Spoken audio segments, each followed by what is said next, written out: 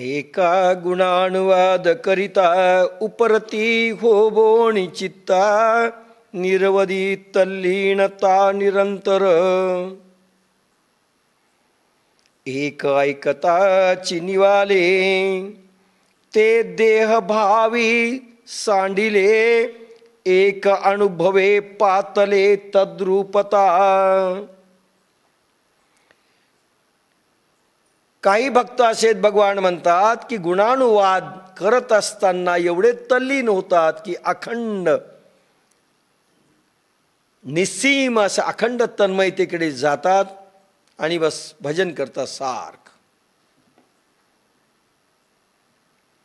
दुसरा एक गट आहे एक ऐकता चिनिवाले.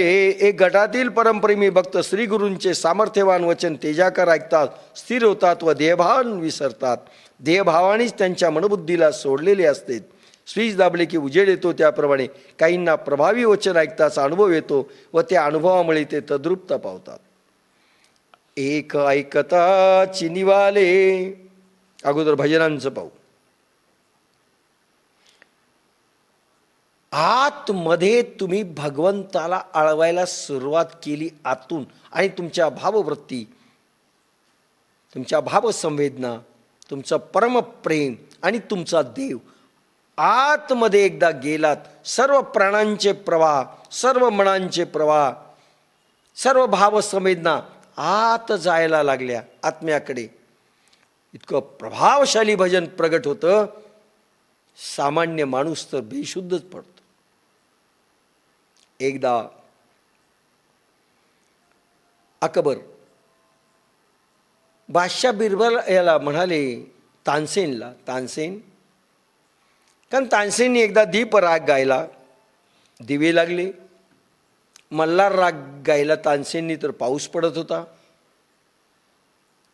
केदार राग गायला तर कुल्प उघडत होती. मालकंस गायला तर देवी रडत होती. बैजू बावरा आणि तानसेनांचा जी फाईट झाली वादविवादांची, अशा अनेक रागरागिणीमध्ये त्या शब्दांमध्ये ती शक्ती आहे. आत तुम्ही किती गेले आणि भाव जागरण तुम्ही किती केलं आनंद आणि प्रेमाचं, त्याच्यावर सर्व खेळ आहे. ती शक्ती देवता बाहेर नंतर अशी प्रगट होत असते, आतून बाहेर प्रगटते. तर तानसेनाला अकबर म्हणाला, तुझे गुरु कसे असतील, मला त्यांचं गाणं ऐकायचं.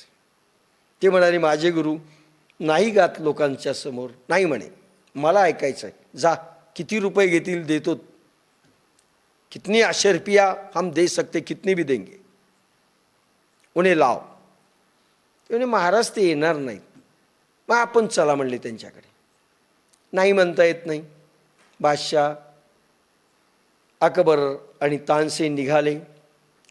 स्वामी हरिदास संन्यासी होते, तपस्वी होते.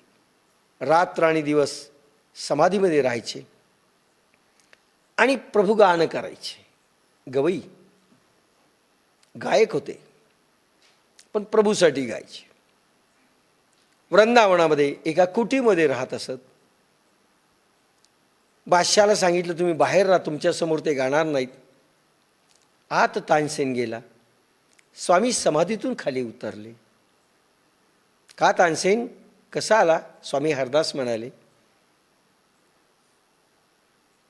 तो म्हणाला, मी राग तुम्ही जो शिकवला ना तो म्हणून दाखवतो, पहा जमला का. असं म्हणून तानसेन गायला लागला. हटकून एका ठिकाणी चुकला. तान जरा दुसऱ्या एखाद्या रागात घेतली, स्वर चुकली. एकदम स्वामी हरदासानी ती तान पकडली. तो आलाप पकडला आणि गायला लागले. गात असताना इतके भाव विभोर झाले, बस डोळे झाकून समाधीस्थ अवस्थेमध्ये ते गातायत. इकडे बादशाह ऐकत असताना बाहेर बेशुद्धच झाला. समाधी लागली त्याला, भाव समाधी.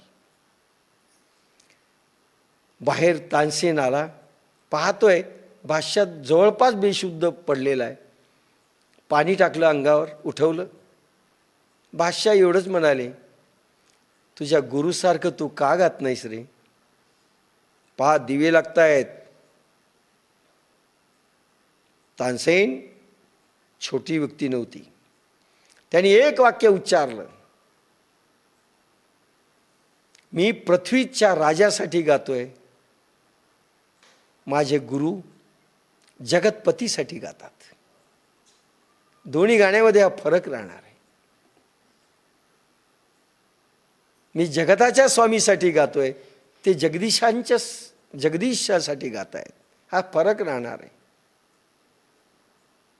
लक्षात घ्या, आपण ज्यावेळेस जगदीश्वरांसाठी ते गाऊत ना, असं बाहेर पाहणार नाहीत, काय आनंद येईल. मीरा अशी गायली, देहभाव देहभान सगळं विसरली मीरा. मेवाडच्या रस्त्यावर ही राजराणी नाचते.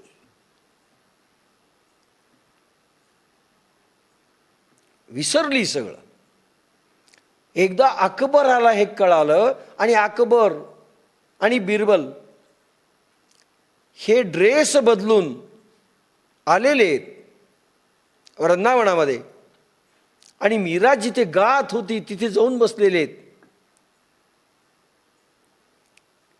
मीरेचं भजन ऐकल्यानंतर असं प्रगट होत असे. मीरेचं भजन लिहिलेलं नव्हतं की आता आपण जसं माईकवर असं पाहून गातो तसं नव्हतं. बस सूरदास आणि मीरा गाय लागली की बस प्रगट व्हायचे भजन. आणि भावविभोर अवस्थेमध्ये मीरा ज्यावेळेस भजन म्हणते, बादशाह पुन्हा एकदा बेशुद्ध पडलेला आहे. आणि जाताना मोतीकंठ्याचा हार असा काढून चरणावर मीरेच्या ठेवलेला आहे. नंतरच कथा सांगेल त्या हाराचं काय झालं कधीतरी, आता गरज नाही. मीरा आहे तसं भजन आहे. दुसरं एक आहे, एक ऐकताची निवाले, असं भजन जर असेल, निवाले, अरे ऐकणाऱ्यांना भाव समाधी लागली पाहिजे, गाणाऱ्याला तर लागलीच पाहिजे. आपल्याकडे ऐकणाऱ्याला झोप लागते.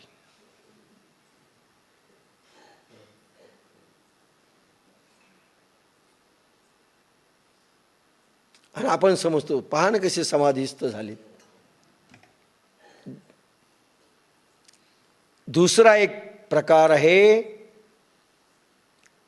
श्री गुरु संत महंत ज्यांच्या शब्दांमध्ये महातेज प्रगटतं, ज्यांच्या शब्दांमध्ये वेद ऋचा प्रगटतात, ज्यांच्या शब्दामध्ये ब्रह्मतेज आलेलं आहे, त्यांची वाणी ऐकताना अशी स्थिती केली पाहिजे अर्जुना की ते निवाले पाहिजेत, निवाले पाहिजेत.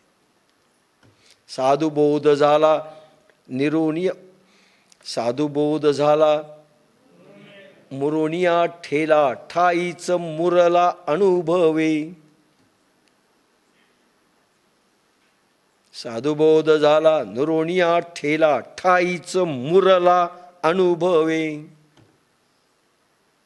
ठाईच मुरला अनुभवे, अनुभव बसल्या बसल्याच आला पाहिजे. एक ऐकताची निवाले, ते देह भावी सांडिले. भगवान सांगतायत इनडायरेक्टली, माझ्यासारखा बोलत असताना अर्जुना तुला भाव समाधी लागली पाहिजे, कारण मी ब्रह्मचेतनेमधले माझे शब्द निघतायत ते क्षेपणास्त्र आहेत, त्या स्टाईलने ऐक.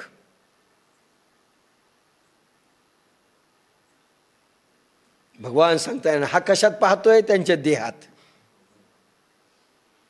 हा त्यांच्या देहाकडे पाहतोय. कोण मरल, कोण वाचल, कोण जगल.